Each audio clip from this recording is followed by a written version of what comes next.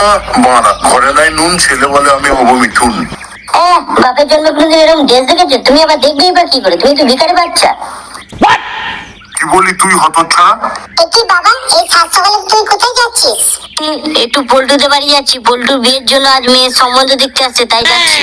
ও তাই, ঠিক আছে যা তাহলে, সাবধানে যাবি আর সন্ধ্যার আগে বাড়ি ফিরবি। আচ্ছা ঠিক আছে।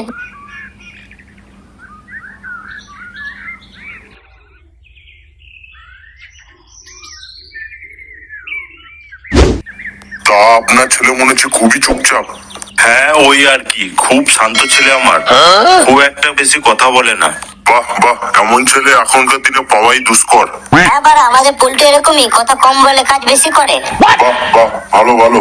তাহলে মা, তোর এই ছেলেকে পছন্দ হয়েছে তো? আরে এতে আবার পছন্দ হওয়ার না কি আছে, আমাদের পল্টুতে লাখে একটা। পল্টু মতো আবার কোনো ছেলেও হয় না, পল্টু আবার কোনো নেশাও করে না।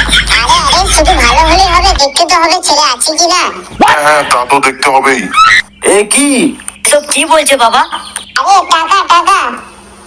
ও বাড়া, টাকা? আমি ভাবলাম কি না কি। আর দেখুন, আমার এই একটাই ছেলে, তার উপরে বেচারা আমার ছেলেটা ছোটবেলায় ওর মাটাকেও হারাইছে, তাই আমার যা কিছু আছে সব ওরই।